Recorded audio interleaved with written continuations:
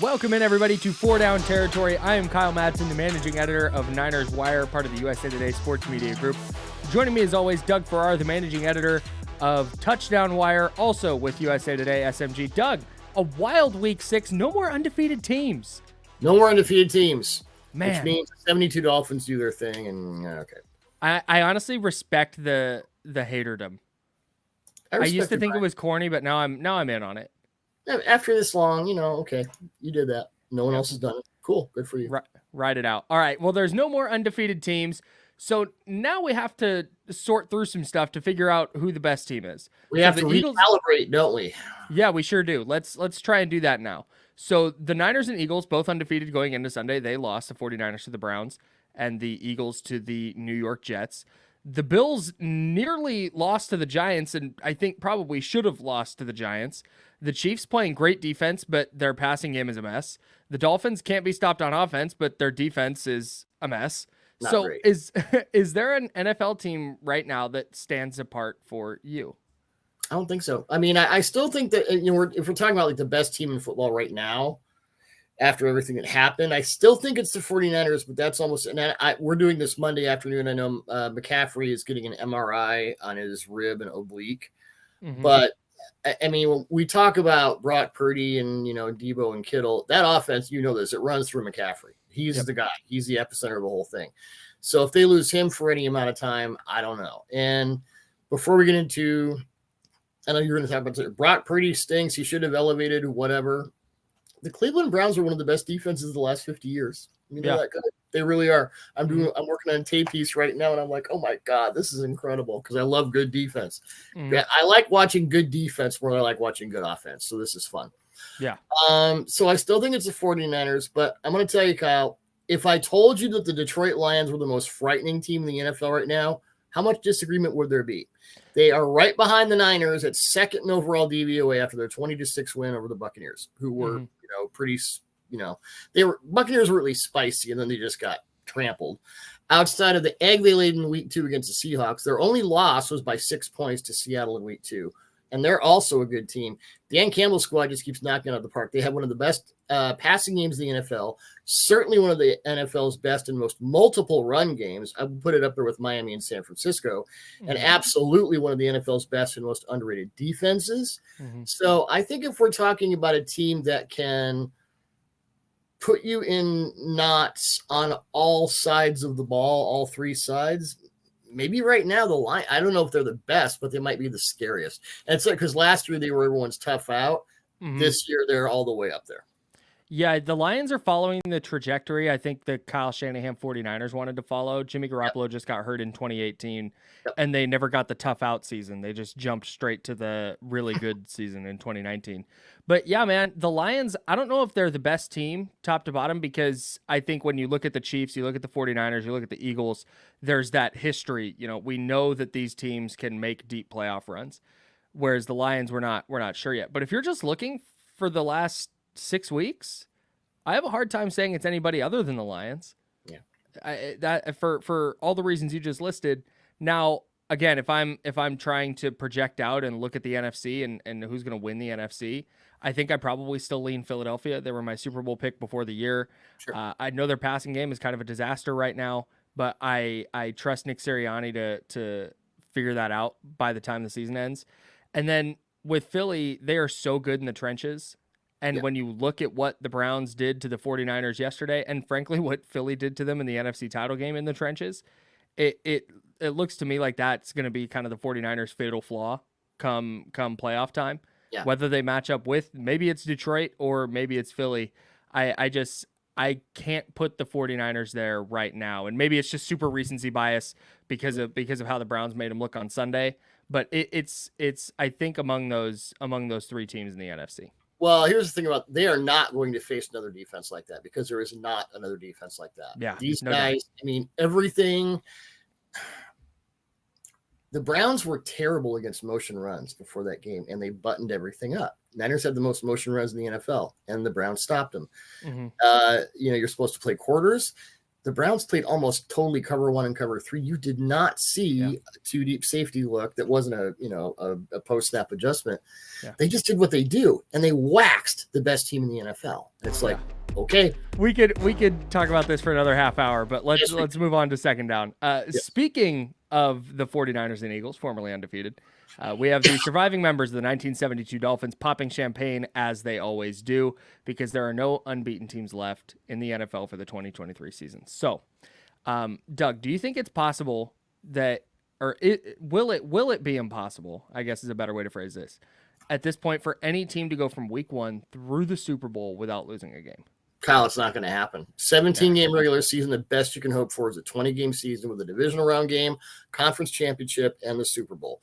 Pro football is now more a game of attrition than ever before, and even if the head coach of an undefeated team down the stretch kept all his stars in to preserve that mark, what happens if any one of those stars goes down? Now you're in a mess. I always thought that the 2007 Patriots, and a lot of people don't even remember this guy, but they would have closed it out had linebacker Roosevelt Colvin not gotten injured in week 13 against the Ravens.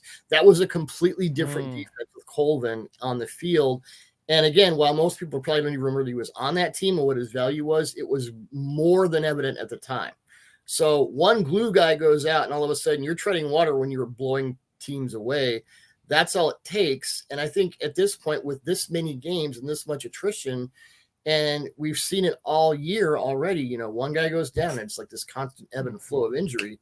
I think the odds are, I don't know what the odds are, but I would imagine it's pretty thin up there. Yeah, and it feels like now, and you can disagree here, and I'd buy it. But I disagree already. I don't even know what you're saying. Great. I love that for you. No, so I love doing this exercise, because whenever you put your answer in, I always try and do some critical thinking to see if I can find some pushback. And the only way I could find pushback was through like miracles. Like maybe a team has every good player on the opposition is out for the week that they play them. Or maybe a team falls backwards into Patrick Mahomes with a roster like the one the 49ers have. Or something, but even then, the gap now between the good teams and the bad teams is so much smaller, I feel like, than it used to be. I feel like 10 years ago, we used to go into a season and go, okay, that team and that team and that team are going to win a combined 9 games. And now you have the Cardinals being competitive. You have the Rams, who were not supposed to be very good. They're super competitive. You have DeMeco Ryans and what he's doing down in Houston. It just feels like, and even the Broncos, like the Broncos aren't good, but it feels like any week they can go in and win a game. The Bears are starting to figure it out. I think teams are getting smarter. I think coaching is getting better. And I think the gap between the best teams and the worst teams is just closing way too much for a team to just dominate and go 20 consecutive games without losing. You're gonna need a couple of miracles. Even the Giants, whose offense should be locked in a shed and set on fire, they were surprisingly competitive with Tyrod Taylor, a quarterback. How's that Daniel Jones contract looking now? I think the push toward the middle, the big ball in the middle, is what the NFL wants with parity, and I think that's what they're getting, and I think that's the way it's going to stay. All right. Let's move on to third down. Who's your secret superstar? This is one of my favorite articles you do on Touchdown Wire. Each week you do your secret superstars.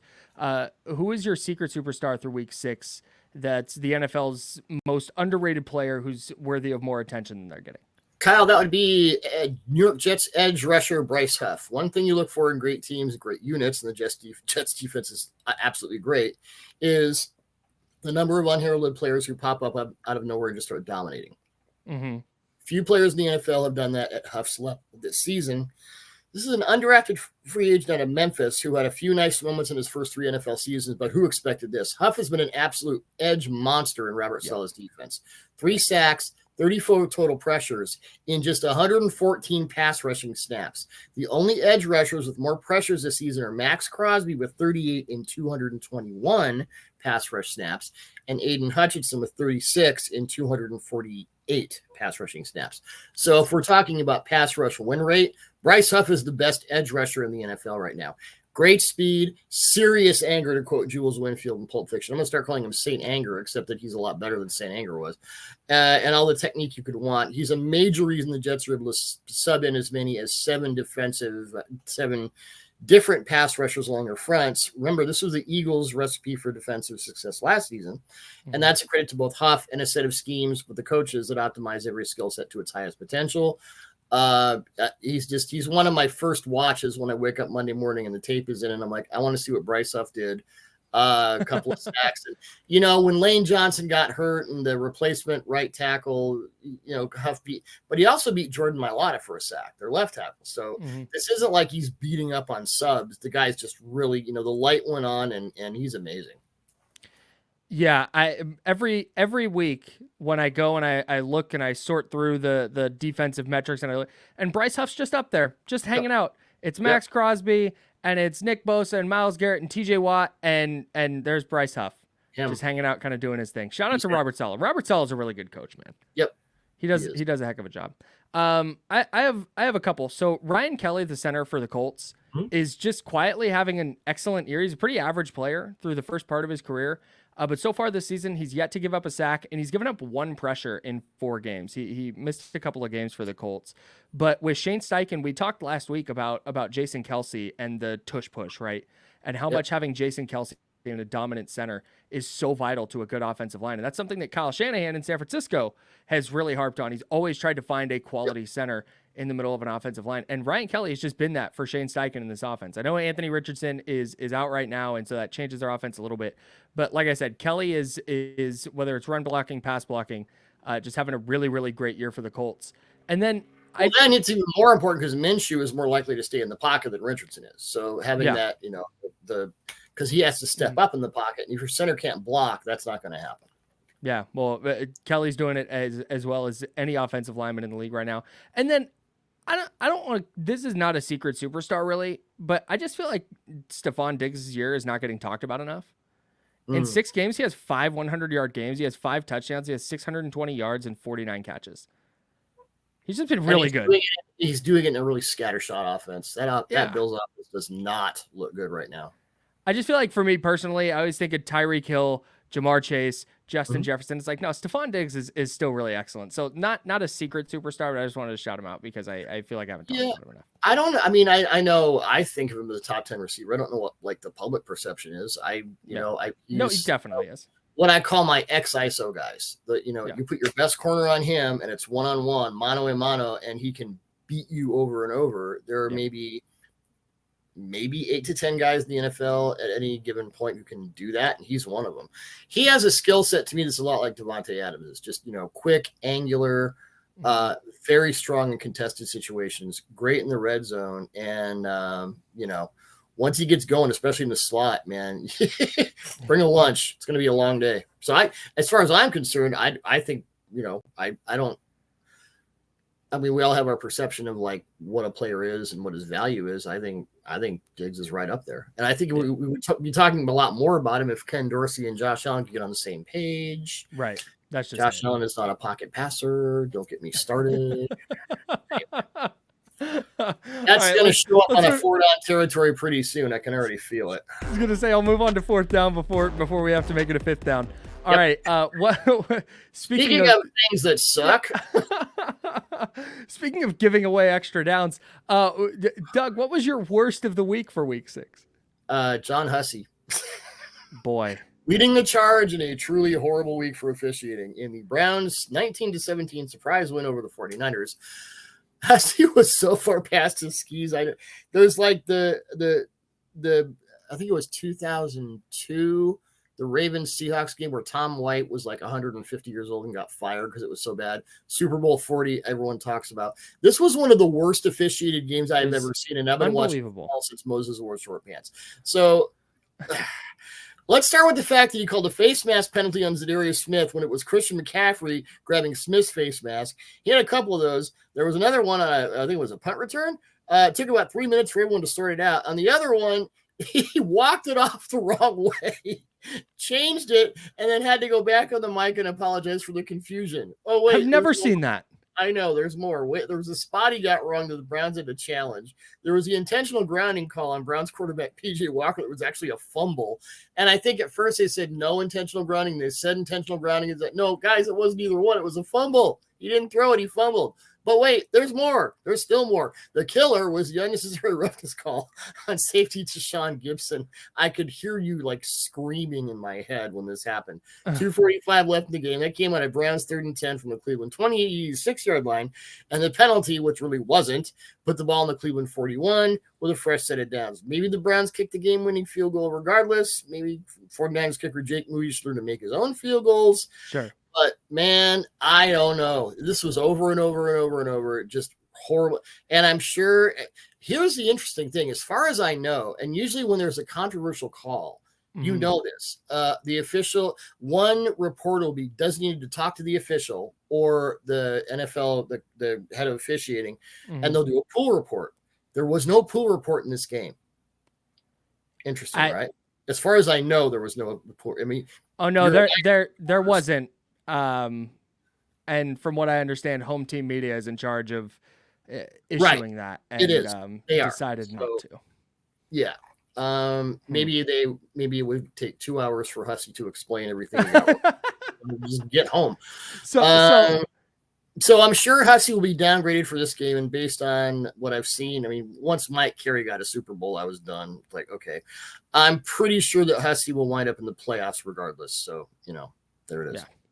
So honestly, one of the 2 or 3 worst to fit. And it wasn't like they were out to get, the crew was out to get this team or that team. It was equally incompetent. Like a disaster. What on are you? And I've seen Hussey in over his head a few times. It's not like Jeff Triplett level where you're just like, what is this guy doing in the NFL? But and I've said before on this show, the NFL doesn't care. The NFL has its gambling partners. It's making money hand over fist. This actually increases engagement, so they're fine with it. They don't care. Yeah, look at all the mentions on Twitter. Yeah, so like you said, this is not the 49ers lost because of this or the Browns lost. This was just a horribly officiated game. 25 penalties for 224 penalty yards were distributed between the two teams. 12 for 105 for the Niners, 13 for 119 for the Browns. Yep. Some of the penalties questionable at best. The Tayshaun Gibson one, honestly, that's just one that the NFL just ignored player safety for so long that refs just err on the side of caution now. Yep. And when there's a big collision in the middle of the field, it's a flag. 10 out of 10 times. Was it a legal hit? Yes, but I've seen that called before. Okay, fine. Well, in the rule book, you're told, the officials are told if there's any element of it, you call it. Right. And that's roughness call. I'm sure if they could have reviewed it, they would have changed it and fine. So, okay.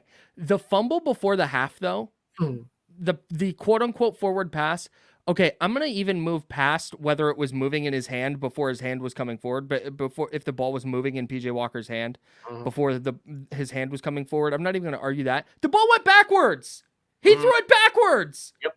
That's a fumble. Yep. It didn't go forwards. They were so focused on whether or not the hand was coming forward that they forgot the rule of the forward pass in an NFL game in 2023. Unbelievable. It was my favorite was the complete, and I think it was the wrong number too. The wrong team, wrong number. They did that multiple times. Like, I would love, please mic these guys up so I can hear that conversation. It was so many, not even just the bad calls, but it was all those things. Team here, guys. What do we do? Just the procedure, right? Just procedural things. Like, they would get the call right, but it would take them 9 minutes to walk off 10 yards. It was a really tough watch. It was just a slow, grimy rock fight of a game to begin with, and the refs fell into that. All right, so I'm going to stick with the 49ers game here, and I'm going to be the worst of the week. Because I wrote all over NinersWire.com that Brock Purdy is in the MVP conversation. Oh, you were that guy. He deserved to be in the MVP conversation. Because look at these numbers, and look at the team he's on, and look at the position he plays. And what we know of the award says that he is going to be among the top vote getters, if not the winner. I know he's not out of it. He's still top 5 in the Vegas MVP odds, but he's out of it. It's done. I thought he was going to be a player that was going to in a situation like Sunday's game where there was adversity, where he would hit the big throws down the field, where the interception he threw, Brandon Ayuk was open, and he missed him. And I'm convinced that wasn't his read. You and I discussed this. I think it was Jennings over the middle, and then he got cute because his first read was taken. Yeah, and if that's what it was, fine. But he found the next open guy and threw it way behind him. He missed several open receivers. It was not a performance befitting of a player who can be the most valuable player in a National Football League that contains Patrick Mahomes and Jalen Hurts and Josh Allen and Justin Herbert and Tua Tagovailoa. And so that was poor by me. I'm sorry to you, Doug. I'm sorry to 4 Down Territory viewers. I'm sorry to Niners Wire readers. I made a mistake. I am the worst of week 6. You should apologize to Touchdown Wire too, because that's where the Touchdown Wire. I am also sorry to TD Wire. Anyone else? Anybody else? Well, I'm sorry to Sam Darnold. I'm sorry to Kirk Cousins, who's probably more deserving of the MVP award at this point. Oh, I don't know about that. Well, a couple things. And sorry to my guy Ryan Kelly, who's tearing it up for the Colts. Couple of things. First of all, you remember in the Giants and Rams games, he was spraying the ball all over the place. He is inconsistent. He's a young player. He's been a starter less than a year. I think he started week 13. That's when he started to be the starter last year. He is streaky. I mean, streaky good, streaky bad. Mm-hmm. I think if he hadn't run into an absolute chainsaw of a defense, the discussion wouldn't be much different. I've been watching the tape pretty much all afternoon here on Monday afternoon, and I can tell you, I don't know of a quarterback right now who could figure this thing out. So let's hit the pause button on the empirical Brock Purdy is this. I mean, Greg Cosell and I had a very long discussion about this. Why does he have to be either a useless widget system cog or Joe Montana? Why can't it be, areas of gray, 50 Shades of Gray? He's he's probably the best Kyle Shanahan style quarterback that Kyle Shanahan has had since, I agree. I don't know, Robert Griffin III or, Kirk Cousins, Mark I. But to say, it was going too far both ways, and now it's going too far this way up the middle. Yeah. But again, you have to watch this Browns defense to understand how truly, rarely transcendent it is. I don't know of any quarterback I'd want to put in that wood chipper right now. Yeah, no, was. They were very, very good. And this is, again, like I said, not an indictment on Brock Purdy's long-term prospects as a quarterback. We appreciate your multiple apologies and all that. Yeah, no, you're welcome. No, I messed up. It's fine. Although, hey, if he tears up the Vikings on Monday Night Football next week, I'll be back in here. Very good chance. All right. Well, hey, let's wrap it up there. Doug, this has been a delight as always. Thank you everybody for watching 4 Down Territory. We'll be back next week. Thank you, everyone.